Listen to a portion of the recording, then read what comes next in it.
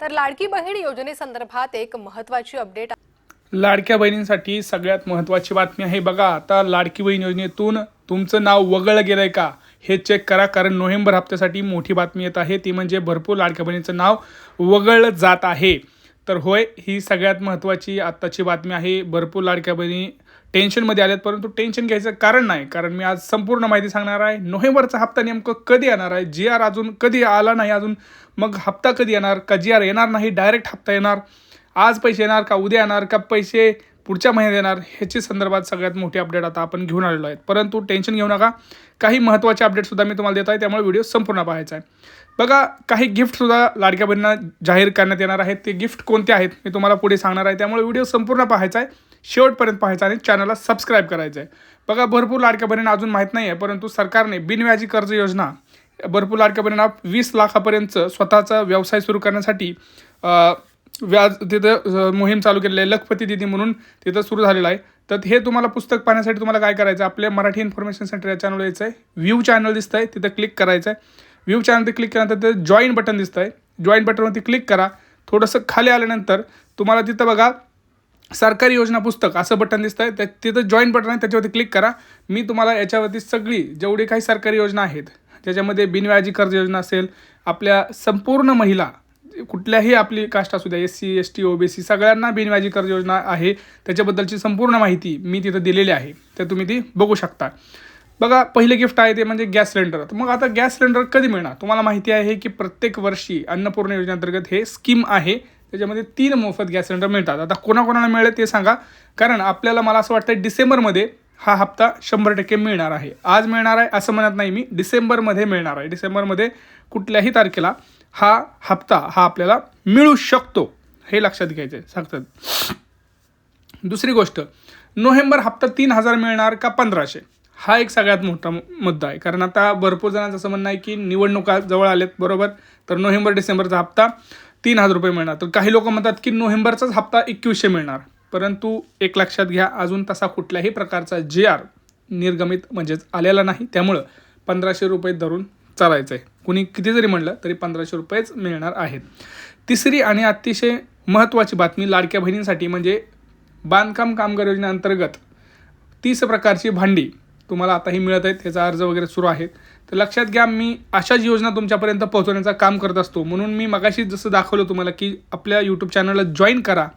249 रुपयामध्ये तुम्हाला जवळजवळ मी 50 ते 100 अशा योजनांची माहिती सांगणार आहे, ज्याच्यामध्ये तुम्हाला लाखो रुपये मिळतात, भांडे मिळतात, मोफत अन्नधान्य मिळतं, मोफत गॅस सिलेंडर मिळतं, मोफत आरोग्य आहे, तुम्हाला मोफत ST आहे. अशा भरपूर योजनांचा मी पुस्तक तिथं लिहिलेलं आहे आणि मी तिथं लिंक त्याची दिलेली आहे. तर तिथं जाऊन तुम्ही जॉईन करा. तुम्हाला 100% ह्या सगळ्या योजनांची माहिती तिथं मिळणार आहे. लक्षात घ्या, अचूक माहिती किंवा A to Z प्रोसेस कोणीही सांगत नाही, वरवरचं सांगून फायदा नसतो, सगळं कळलं पाहिजे, बरोबर. महिलांना 3 गॅस सिलेंडर योजना अन्नपूर्णा योजनेअंतर्गत मिळतात, त्यालाच आपण मोफत गॅस सिलेंडर योजना असं म्हणतो. त्याचं असं झालं आहे की गेल्या वर्षी भेटले, बरोबर, ह्या वर्षी अजूनही कोणालाही मिळालं नाही आणि सरकारचं म्हणणं आहे की एका वर्षात 3 मोफत गॅस सिलेंडर मिळणार आहे. तर आता डिसेंबरचाच हप्ता राहिला आहे, महिना राहिला, बघूया आता डिसेंबरमध्ये मिळतात का. दुसरी गोष्ट, नोव्हेंबरचा हप्ता संदर्भात खूप मोठी आता लाडक्या बहिणींची एक शंका आहे की आमचं नाव यादीत राहणार का. कारण असं झालं आहे ना, तुमची KYC झाली आहे, बरोबर. KYC झाल्यानंतर भरपूर लाडक्या बहिणींचं जे काही डेटा आहे तो आयकर विभागाला पाठवलेला आहे, इन्कम टॅक्स डिपार्टमेंटला पाठवलेला आहे. तर त्यांनी काय करत आहेत की ज्यांचं इन्कम टॅक्स भरलं आहे आणि ज्यांची KYC झाली आहे असं त्यांच्याकडे यादी गेली आहे, बरोबर. तुम्ही KYC करू शकता, बरोबर, पण KYC केल्यामध्ये जर तुमचं नाव तिथं त्या KYCच्या यादीत आणि इन्कम टॅक्सच्या यादीत जर दिसलं तर तुमचा हप्ता हा कायमचा बंद होणार आहे, हे लक्षात घ्यायचं आहे. आणि ही सगळ्यात महत्त्वाची आणि मोठी बातमी आहे, हे लक्षात घ्यायचं. त्यामुळे हा व्हिडिओ जास्तीत जास्त आपल्या WhatsApp ग्रुपला शेअर करा, फेसबुकला शेअर करा, आपल्या जवळच्या नातेवाईकांना शेअर करा ज्यांना लाडकी बहीण योजनेअंतर्गत लाभ मिळत आहे, कारण त्यांच्यापर्यंत माहिती पोचणं अतिशय महत्त्वाचं आहे.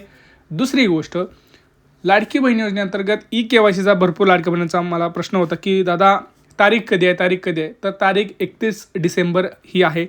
दुसरी गोष्ट जी लाडक्या बहिणींनी मला विचारली होती कमेंट सेक्शनमध्ये भरपूर की आम्हाला मागचा हप्ता आलेला नाही, म्हणजे ऑक्टोबरचा हप्ता आलेला नाही, मग नोव्हेंबरचा येणार का. लक्षात घ्या, कदाचित तुमचं नाव ऑक्टोबरच्या यादीतच बाहेर काढलेलं आहे, तर तुम्हाला हे नाव तुमचं आहे की नाही हे चौकशी करायसाठी तुम्हाला अंगणवाडीमध्ये जाणं अतिशय महत्त्वाचं आहे. अंगणवाडीमध्ये जा, त्यांना विचारा माझं नाव यादीमध्ये आहे का. जर तुम्हाला कुठेही जायचं नसेल, घर बसल्या जर तुमचं नाव तुम्हाला यादीमध्ये आहे का हे जर चेक करायचं असेल तर लाडकी बहीण योजनेच्या वेबसाईटवरती जा. तिथं KYCचा ऑप्शन जसं KYC करतो त्याच्यावरती क्लिक करा. तुमचा आधार नंबर टाका. जर तुम्हाला OTP आला तर तुमचं नाव हे पात्र लाभार्थी यादीमध्ये आहे. जर तुम्हाला OTP नाही आला तर तुमचं नाव पात्र लाभार्थी यादीतून बाहेर काढले गेलेलं आहे असं समजून घ्यायचं आहे. लक्षात घ्यायचं. आता बऱ्याच लाडक्या बहिणी अशा आहेत आमच्याकडे ज्यांना ऑनलाईन कळत नाही आहे, तर त्यांच्यासाठी सोपं आहे. ग्रामपंचायत किंवा अंगणवाडीमध्ये जा, तिथं यादी असते, यादीमध्ये नाव चेक करा. ज्या लाडक्या बहिणींना असं वाटत आहे की आपलं नाव बाहेर काढलं आहे आणि चुकून काढलं गेलं असेल तर तुम्ही पुनर्अर्ज पडताळणीसाठी विनंती अर्ज हा करू शकता. महिला व बालविकास मंडळामध्ये किंवा अंगणवाडीमध्ये सुद्धा तुम्ही हे करू शकता. त्यामुळं विनंती अर्ज आहे, जर त्यांनी स्वीकारला तर त्या गोष्टी पुढे जातील, तुमचं नाव परत एकदा यादीमध्ये टाकलं जाईल. परंतु ज्यावेळेस आपण पुनर्अर्ज पडताळणी करतो त्यावेळेस तुम्हाला काही महत्त्वाचे डॉक्युमेंट सोबत घेऊन जावं लागतात. पहिली गोष्ट रेशन कार्ड, दुसरी गोष्ट शाळा सोडल्याचा दाखला, तिसरं आधार कार्ड, तुमचा जो काही ॲप्लिकेशन नंबर आहे, जो लाडकी बहीण योजनेचा फॉर्म नंबर तो, ह्या 3-4 गोष्टी तुम्हाला तिथं द्यावे लागतात. मग तुमचं व्हेरिफिकेशन 4 ते 5 दिवसामध्ये होतं आणि मग तुम्हाला सांगितलं जातं की तुमचं नाव हे पात्र लाभार्थी यादीमध्ये आहे की नाही. जर असेल तर तुम्हाला नोव्हेंबरचा जो हप्ता आहे तो 100% मिळेल. जर तुमचं नाव तरी पण ॲड केलं गेलं नाही तर तुम्हाला कायमचं बंद केलं गेलेलं आहे, हे लक्षात घ्यायचं आहे. आता भरपूर लाडक्या बहिणींना लक्षात घ्या, KYC करताना प्रॉब्लेम येत आहे. तर KYC करताना जर प्रॉब्लेम येत असेल तर टेन्शन घेऊ नका. सरकार त्याच्यावरती काम करत आहे. वेबसाईट अधिकाधिक चांगलं करण्याचं काम सरकार करत आहे.